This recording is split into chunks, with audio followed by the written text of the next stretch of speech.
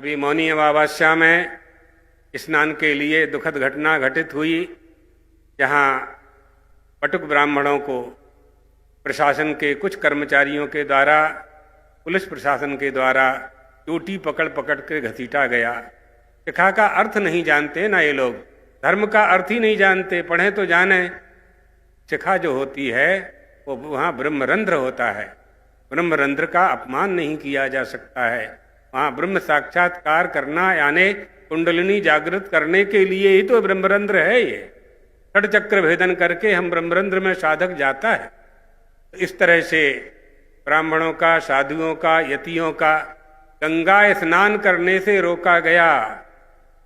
आचार्य जी को रोका गया, शंकराचार्य जी को रोका गया, और पटुक ब्राह्मणों को, छोटे छोटे विद्यार्थी थे, साधु भी थे उसमें, उनको रोका गया, उनको घसीट करके उनको दंड दिया गया। तो ये शासन का अहंकार, ये सत्ता हमेशा नहीं रहती है, कभी अपनी सत्ता का दुरुपयोग नहीं करना चाहिए।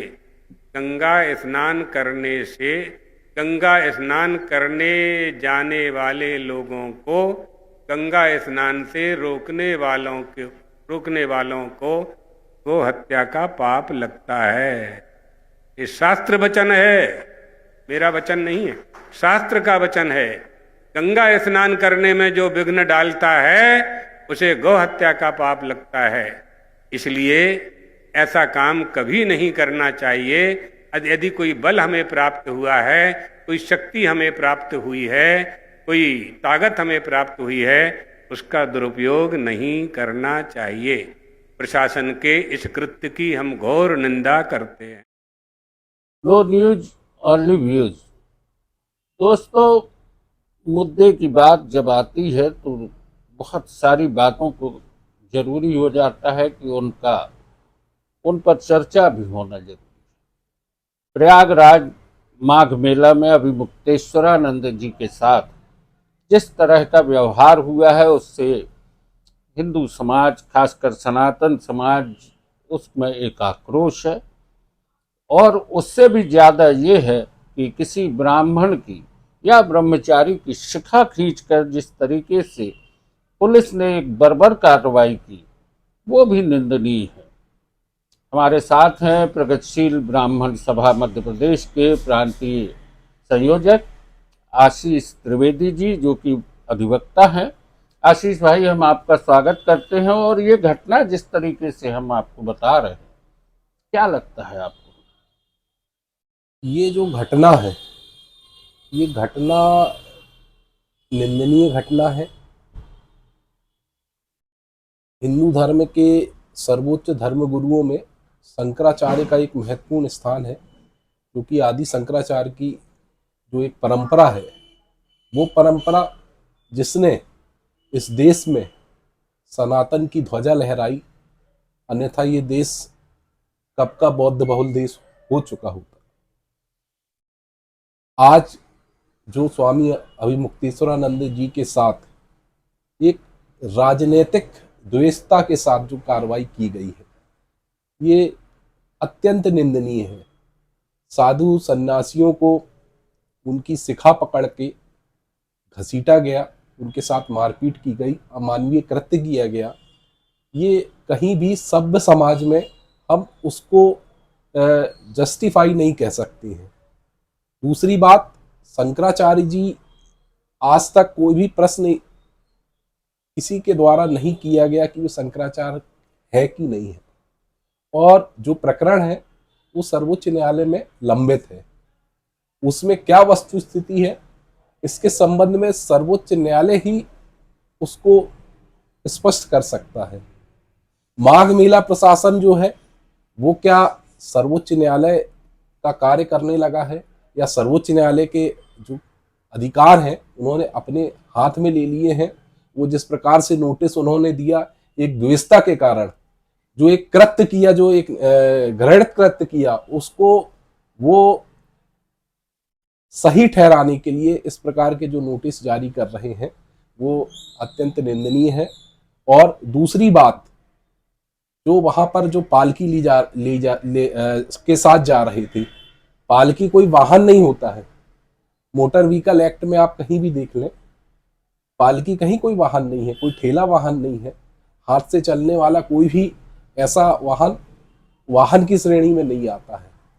और इस प्रकार से बाद में भी उससे ज़्यादा जगह लेकर, उससे ज़्यादा स्पेस लेकर वहाँ पर अन्य जो संतों की यात्राएं वहाँ उसी जगह से निकाली गई, जैसा कि हम लोग को विदित हुआ है। तो ये स्पष्ट तौर पर ये है कि जो योगी सरकार है, क्योंकि कुंभ में जो भगदड़ हुई थी, भगदड़ में हजारों लोग मरे थे, वो एक सरकार की विफलता थी। उस विफलता के लिए सन्यासी जो होता है वो अग्नि के समान होता है, वो तो सत्य बोलेगा, सत्ता किसी की भी हो।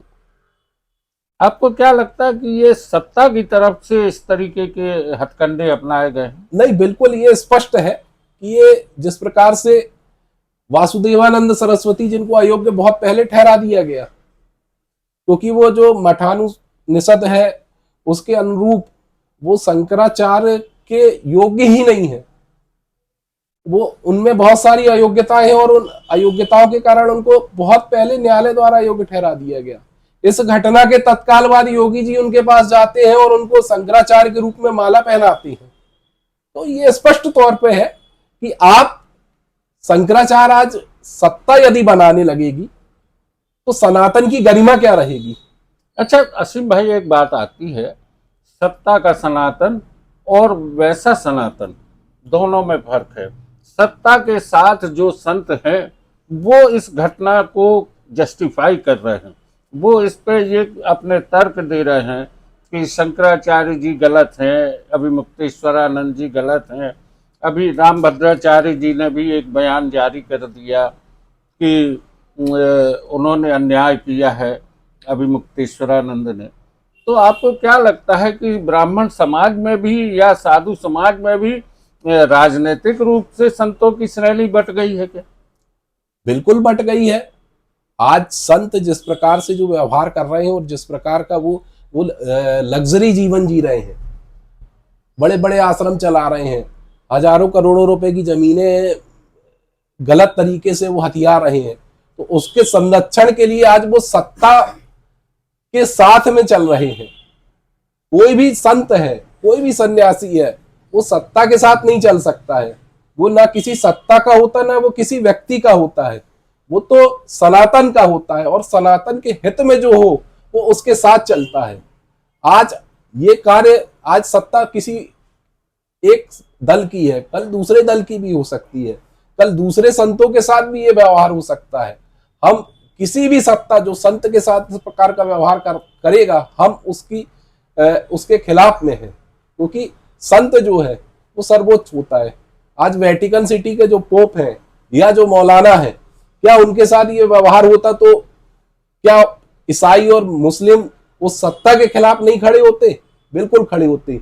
मगर हिंदू इतना मैं कह सकता हूं कि लालची हो गया है कि वो सत्ता के साथ, सहिष्णु नहीं, लालची, कि वो सत्ता के लालच में आज वो शंकराचार्य की भी निंदा कर रहा है। क्या का कोई पोप, किसी ईसाई को आपने पोप की निंदा करते हुए सुना, या किसी मुस्लिम को अपने किसी मौलाना की निंदा करते हुए सुना? नहीं सुनते हैं, वो मौन रह जाते हैं। हो सकता है कुछ गलत भी होता है तो वो मौन रहते हैं, खुल के निंदा नहीं करते हैं। और आज मैं देख रहा हूं कि कुछ ब्राह्मण समाज के लोग सत्ता के लोभ में, सत्ताधारी दल के साथ जुड़े होने के कारण कुतर्क कर रहे हैं, शंकराचार्य की जो साथ जो घटना घटी है उसको सही ठहराने का प्रयास कर रहे हैं। कल को आप वही सत्ता के लोग जब आपको लात मार के बाहर करेंगे तो वही सत्ता आपको खराब लगने लगेगी।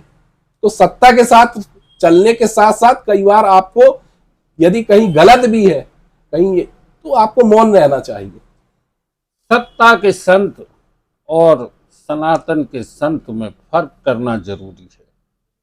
हमारे शंकराचार्य, जगत गुरु शंकराचार्य, जिन्हें की 4 पीठों में बिठाला गया है और वे धर्म की ध्वजा लेकर धर्म के आचरण को बढ़ावा देने, धर्म से संसद, सरकार और सब चले, राज धर्म का निर्वाह हो, लेकिन राज धर्म और धर्म की सत्ता अलग अलग हो गई। नो न्यूज़ ऑनली व्यूज पर आज बस इतना ही। असीम भाई, आपने चर्चा की, बहुत बहुत धन्यवाद।